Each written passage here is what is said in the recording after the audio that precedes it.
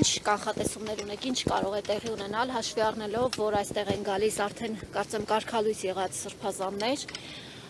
եւ ընդդիմադիր ուժերի ներկայացուցիչներ են, իշխանականներ են այստեղ։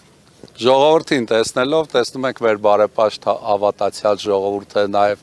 ուխտապահ եկեղեցականությունը համախմբվում են Մայրաթոր Սուրբ Էջմիածնի եւ Վեհափառ Հայրապետի կողքին։ Իսկ Տիրադավ ուխտադրուժ եպիսկոպոսները իրենք նախկինում էլ իրենց շուտ մարդել եւ այսօր էլ չեն կարող երբևիցե մարդկանց քանակ ապահովել։ Իրենց մաքսիմում քանակը, որ երբևիցե կարող էին հավախմբեին, դա Օհանավանում հավաքած մարդկանց քանակներ, որին հավաքվողներին տեսել ենք, գիտենք նաև ինչ վարչական ռեսուրսներով էին իրենց հավաքել, եւ այսօր էլ չեն կարող այդ Տիրադավ եպիսկոպոսների շուրջ մարդիկ համախմբվել։ Մարդիկ շատերը նաև ժողովրդից ժամանակին եկեղեցուց հիասթափվում էին հենց այս Տիրադավ եպիսկոպոսների վարքի, բարքի, կենցաղի պատճառով։ Այդ դեպքում Վեհափառ Հայրապետը ինչու գործուն քայլեր չէր ձեռնարկում այդ Տիրադավ, ձեր ասած Տիրադավ եպիսկոպոսներին հեռացնելու կամ կարգապահական որևէ միջոց կիրառելու ուղղությամբ։ Վեհափառ Հայրապետը բնականաբար բազմաթիվ մեջոցներ կիրառել է, նաև նկատողություններ է արել, հավանաբար նաև առանցին զրույցներ է ունեցել, բայց իրենք միշտ էլ բազմաերես են եղել եւ այսօր էլ տեսնում ենք իրենց այդ երեսներից մեկը,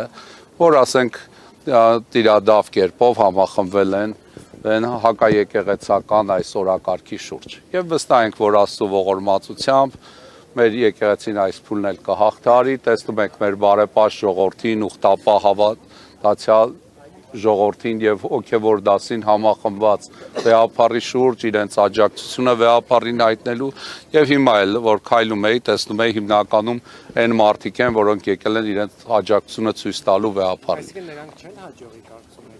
Նրանք արդեն իսկ ձախողել են եւ երբևիցե նրանք չեն հաջողել։ Բայց այս չափ ոստիկաններով որ կուտակել են այստեղ ամենամեծ քանակը եւ ամենամեծ հաղթաթուղթը, որ իրենք ունեն, այդ ոստիկանական ուժերն են։ Կարելի ասել վերջին 6-7 տարիների ընթացքի մեր հանրապետության, ասենք, հիմնական ձեռքբերումը այս ոստիկանական ուժերն են, որ իշխանությունները, քանի որ միշտ ներքին վախ են ունեցել իրենց աթոռը կորցնելու, արտաքին թշնամու դեմ պայքարելու, ես կուզեի, որ այս ոստիկանների փոխարեն ունենայինք օրինակ զինվորականներ այսքան, եթե պետությունը վերջի տարիներին ինչքան ոստիկաններ է պատրաստել եւ ինչ ներդրումներ է արել ոստիկանության էս տարբեր համակարգեր, ստորաբաժանումներ ստեղծելու գործում,